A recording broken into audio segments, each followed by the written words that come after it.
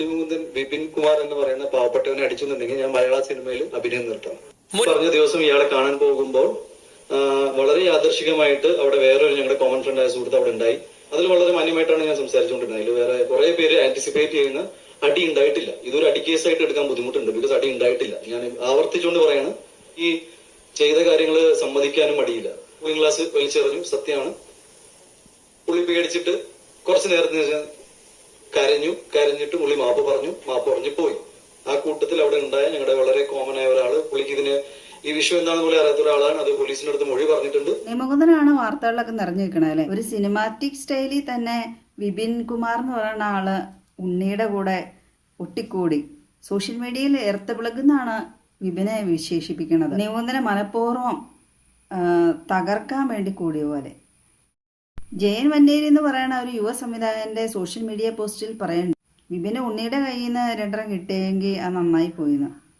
അപ്പം ഈ വിപിൻ കുമാർ എന്ത് വലിയ തല്ലുപുള്ളിയായിരിക്കും, കയ്യിലിരിപ്പ് അതുപോലെയായിരിക്കും. ഈ ഉണ്ണിമുകുന്ദനെ തകർക്കാൻ നോക്കിയിട്ട് വിപിൻ കുമാറിന് എന്ത് നേട്ടമാണ് ഉള്ളത്? ഉണ്ണിമുകുന്ദൻ വാർത്താ സമ്മേളനത്തിലെല്ലാം തറപ്പിച്ച് പറയുന്നുണ്ട് ഈ വിപിൻ കുമാറിന്റെ ദേഹത്ത് തൊട്ടിട്ടില്ലാന്ന്. അങ്ങനെ തല്ലുന്ന ദൃശ്യം CCTV ഉണ്ടെങ്കിൽ തീർച്ചയായും അഭിനയം നിർത്തുമെന്ന്. അപ്പം അദ്ദേഹത്തിന് ഉറപ്പുണ്ടല്ലോ അങ്ങനെ സംഭവിച്ചിട്ടില്ലാത്തതുകൊണ്ട് CCTV ഇല്ലാത്ത ദൃശ്യം ഇങ്ങനെ വരും. പിന്നെ ഉണ്ണിമുകുന്ദൻ്റെ ഭാഗത്ത് തെറ്റുണ്ട്. ആ കൂളിംഗ് ഗ്ലാസ് വലിച്ചെറിയൊന്നും വേണ്ടായിരുന്നു. അയാൾക്ക് മാറ്റാൻ താല്പര്യമില്ലായിരുന്നെങ്കിൽ ഉണ്ണി അയാളോട് സംസാരിക്കാതെ വിട്ടു പോകേണ്ടതായിരുന്നു. ഉണ്ണിയുടെ മുൻകോപം തന്നെ ഈ വിപിൻ കുമാർ ഉണ്ണിനെ തകർക്കാൻ ശ്രമിക്കുന്നവരെല്ലാം നന്നായി മുതലെടുക്കുന്നുണ്ട്. ഉണ്ണിമുകുന്ദന് പൊട്ടിച്ചെളിഞ്ഞ വിപിൻ കുമാറിൻ്റെ ആ കൂളിംഗ് ഗ്ലാസ് ടോവിനോ തോമസ് ഓസ്ട്രേലിയയിൽ നിന്ന് കൊണ്ടുവന്നതെന്നൊക്കെയാണ് പറയപ്പെടുന്നത്. ഉണ്ണിമുകുന്ദനും അതേപോലെ അവരെ വരുത്തിച്ച് കൊടുക്കുക പകരം. ഇത്ര വലിയ കേസായിട്ട് പൊക്കിപ്പിടിക്കാൻ ഉണ്ണിമുകുന്ദന് വലിയ പാതകമൊന്നും ചെയ്തിട്ടില്ലല്ലോ. എത്ര വലിയ പാതകം ചെയ്തവരൊക്കെ കൂളായിട്ട് ജയിലിൽ നിന്ന് ഇറങ്ങിയൊക്കെ വിലസി നടക്കണം. ഉണ്ണിമുകുന്ദനോട് മുൻകോപം നിയന്ത്രിക്കണമെന്ന് കോടതി ശാസനം ഉള്ളതുകൊണ്ട് അദ്ദേഹം തല്ലാൻ മുതിർന്നതാണെന്ന് തോന്നണില്ല.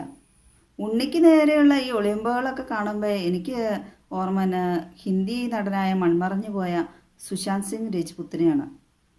അദ്ദേഹവും തൻ്റെ കഴിവിനാൽ ഗോഡ് ഫാദർ ഒന്നുമില്ലാതെ ഉയർന്നു വന്ന ഒരു വ്യക്തിയായിരുന്നു.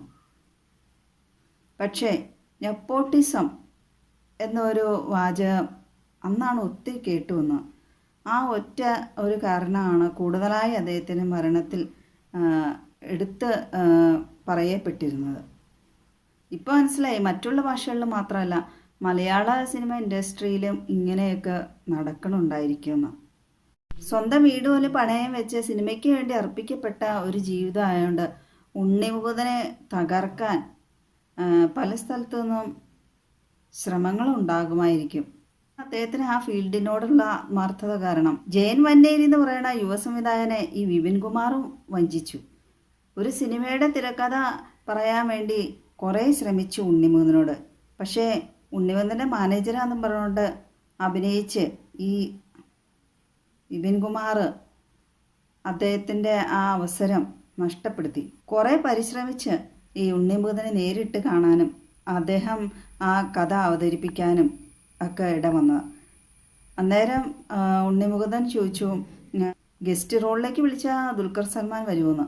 അപ്പോൾ വിപിൻ കുമാർ വേണേ ഞാൻ അപ്പോഴേ ഇവരോട് പറഞ്ഞതാണെന്ന്. അപ്പോഴാണോ ഉണ്ണി ചോദിക്കണേ നീ ഇതിനു മുമ്പ് ഈ കഥ കേട്ടിട്ടുണ്ടോയെന്ന്. അപ്പോഴാണ് എല്ലാ സത്യങ്ങളും മനസ്സിലാവണം ഇവനൊരു വഞ്ചകനാണെന്ന്. എന്നിട്ടും ഉണ്ണിമുകുന്ദൻ അവനെ പറഞ്ഞു വിടാണ്ട് ചേർത്ത് നിർത്തി. അതാണ് പുള്ളിക്ക് ഇപ്പോൾ ഏറ്റവും വലിയ പാരയായത്. ഈ വിപിൻ കുമാറിനെതിരെ ഒന്നിലധികം നടികളും ഫിഫ്കയിൽ പരാതി കൊടുത്തിട്ടുണ്ടെന്നാണ് വാർത്തയിൽ കണ്ടത്. സിനിമ എന്ന മേഖലയിൽ നിന്ന് ഒരു കലാകാരനെ നേരിടേണ്ടി വരുന്ന വ്യക്തിപരമായ സ്വഭാവത്തെ സ്വാധീനിച്ചുകൊണ്ടുള്ള ഓരോ ദുരനുഭവങ്ങൾ നേരിടേണ്ടി വരുവാണ് ഈ ഉണ്ണിമുകുന്ദൻ എന്ന് പറയുന്ന വ്യക്തിക്ക്. ഒരു കലാകാരൻ എന്ന ഒറ്റ കാരണം കൊണ്ട് എന്തെല്ലാം രീതിയിലാണ് ഉണ്ണിമുകുന്ദൻ എന്ന് പറയുന്ന ആള് വ്യക്തിഹത്യ ചെയ്യപ്പെടുന്നത്. താൻ തല്ലിയിട്ടുണ്ടെങ്കിൽ CCTV ഉണ്ടാവുള്ളൂ. അഥവാ അങ്ങനെ ഉണ്ടെങ്കിൽ തന്നെ ഈ ഫീൽഡ് നിർത്തുന്ന ഉറപ്പിച്ച് പറയുകയാണല്ലോ ഉണ്ണിമുകുന്ദൻ. അപ്പം തല്ലി മേടിച്ചിട്ടുണ്ടെങ്കിൽ വിപിൻ കുമാറും ആ ചലഞ്ച് ഏറ്റെടുക്കേണ്ടതല്ലേ? അവനെ തറപ്പിച്ച് ഈ ഫീൽഡ് വിടുന്നോ എന്തെങ്കിലും ഒന്ന് പറയേണ്ടതല്ലേ? CCTV ഉണ്ണിമുകുന്ദൻ കൈ കൊടുത്ത് പിരിയുന്നതാണ് കാണുന്നത്. അതിൽ തല്ലോ അടിയടിയോ ഒന്നും കാണണമെന്നില്ല. ഉണ്ണിമുകുന്ദന് വധഭീഷണി ഉണ്ടെന്ന് അദ്ദേഹം വാർത്താ സമ്മേളനത്തിൽ പറയണ കേട്ടു. അദ്ദേഹത്തെ കൊല്ലാൻ മാത്രം വൈരാഗ്യം ഇതുള്ള പ്രശ്നമാണോ ഇപ്പോൾ ഉണ്ടായിരിക്കുന്നത്? വിപിൻ കുമാറിൻ്റെ ദേഹത്തെ തൊട്ടിട്ട് പോലും ഇല്ലയെന്ന് ഉണ്ണിമുകുന്ദൻ തറപ്പിച്ച് പറഞ്ഞുകൊണ്ടാണ് ഇങ്ങനെ ഒരു സംശയം. ഉണ്ണിമുകുന്ദനെ തട്ടിയിട്ടുണ്ടെങ്കിൽ പിന്നെ അദ്ദേഹം ഒറ്റയ്ക്ക് ഈ ഫീൽഡിൽ വളരില്ലല്ലോ അല്ലേ? സാധാരണ അന്യഭാഷ സിനിമ ഫീൽഡിലേക്കാണ് നമ്മൾ ഇങ്ങനെയൊക്കെ കേൾക്കാറ്. ഇപ്പം മലയാളത്തിലും സംഘി മങ്കി ജാതി മത രാഷ്ട്രീയമൊന്നും ഉണ്ടായിട്ടല്ല കേട്ടോ. ഉണ്ണിമുകുന്ദൻ്റെ ഭാഗത്ത് ന്യായമുണ്ടെന്ന് തോന്നി, നീതിക്ക് വേണ്ടി വാദിക്കണമെന്ന് തോന്നി.